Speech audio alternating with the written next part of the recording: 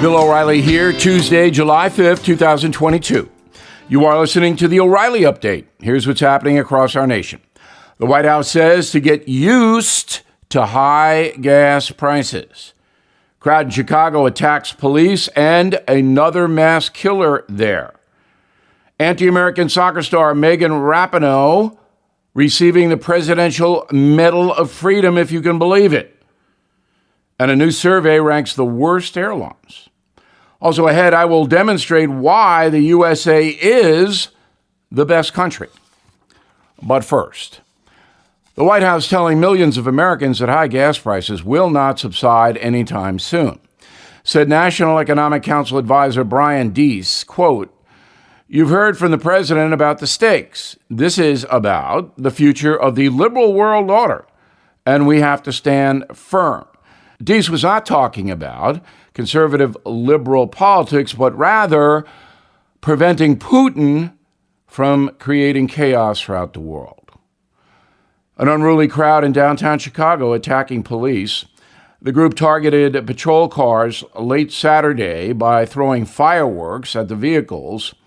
At least one cop was injured. The Windy City witnessed another deadly weekend. At least 54 people shot, 7 killed in the last 72 hours. And that does not count a suburban mass shooting in Chicagoland as it spirals out of control. Women's soccer star Megan Rapinoe will receive the Presidential Medal of Freedom in Washington tomorrow. The athlete became a liberal celebrity for refusing to stand during the national anthem at global competitions. Said Ms. Rapinoe, quote, "This country was founded on a lot of great ideals, but it was also founded on slavery."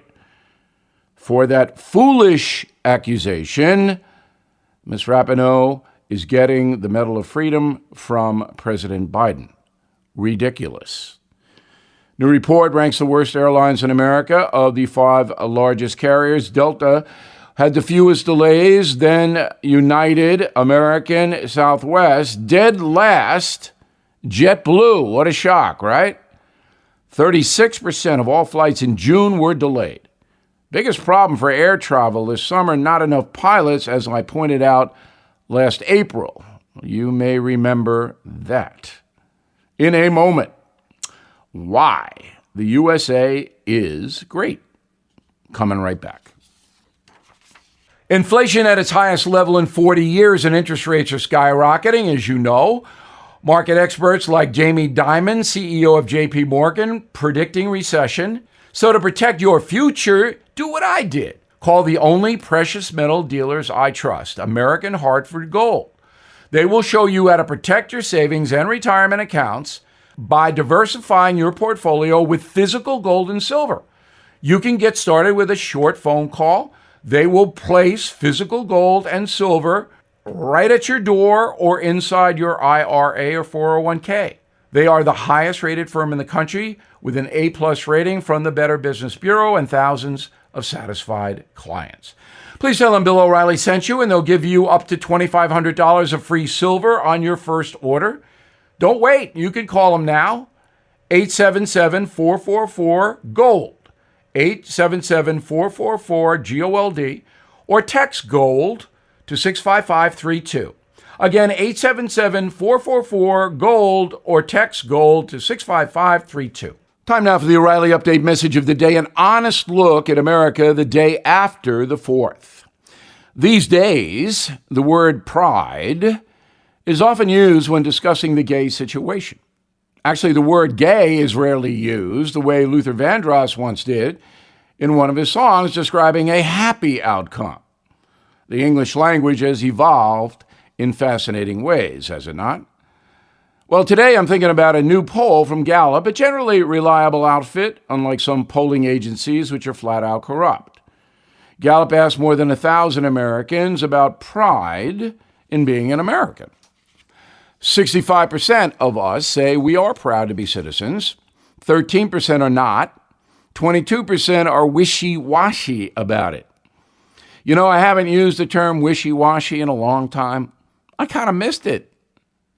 The Constitution gives all Americans the right to despise the country. But only a few really do. These people are known as radicals and reactionaries, folks who never took Che's picture down or who continue to admire the Gestapo.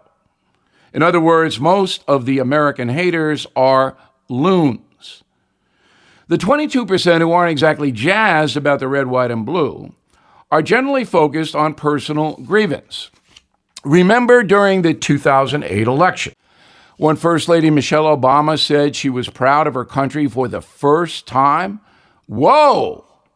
Mrs. Obama grew up in Chicago and witnessed her father, a school janitor, live a tough life, and that remains a part of her. Yet Michelle Obama has prospered in this country far beyond almost any other American.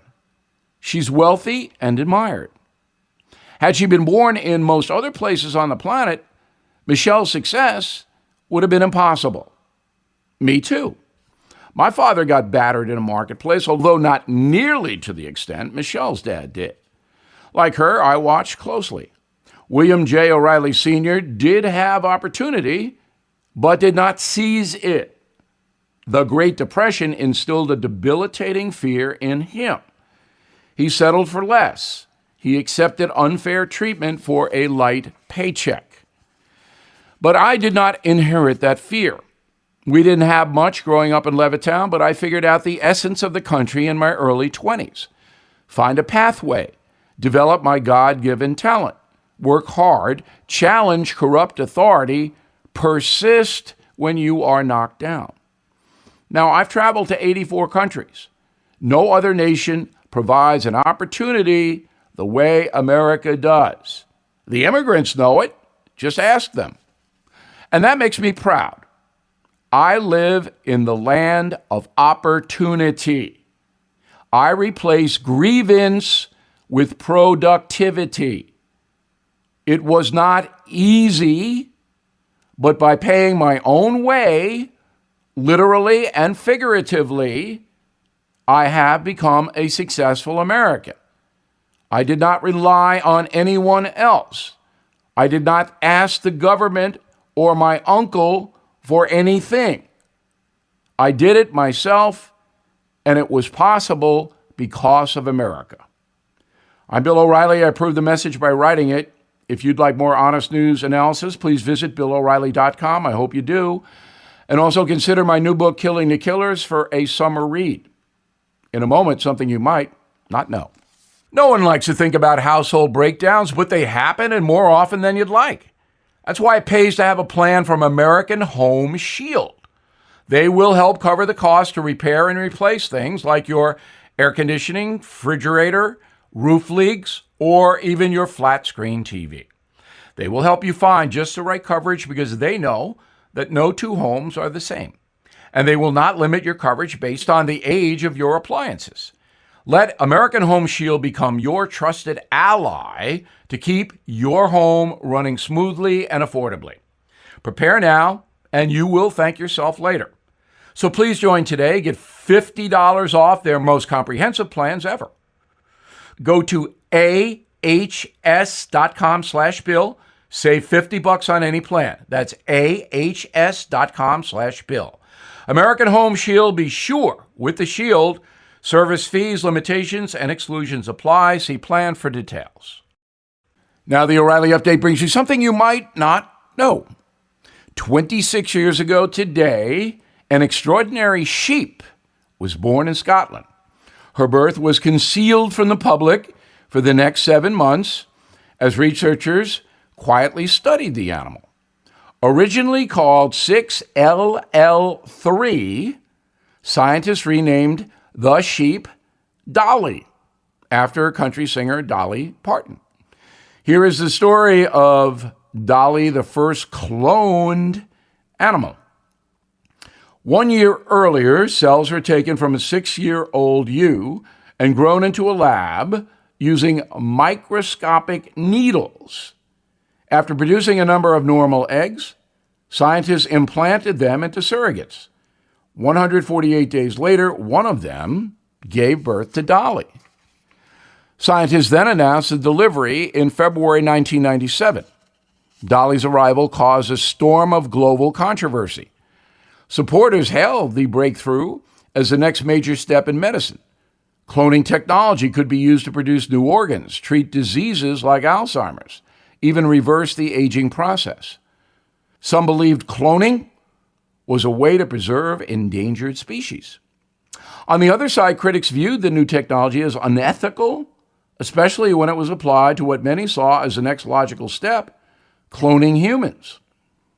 Dolly ultimately died from massive organ failure, lung disease, and arthritis at the age of 6, raising even more questions about the safety of cloning for both animals and possibly people. Since then, doctors have replicated more than 20 species, including cows, rabbits, and dogs. Now, 20 years after Dolly's demise, cloning is used at research centers around the world to study stem cells. New treatments are currently underway to fight cancer, AIDS, even COVID. Scientists believe DNA therapy coupled with new drugs will soon expand the typical human lifespan to 120 years by the end of this century. And here's something else you might not know.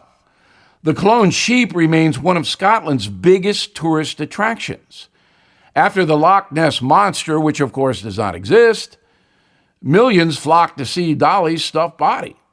She remains on permanent display at the National Museum of Scotland in Edinburgh. Back after this.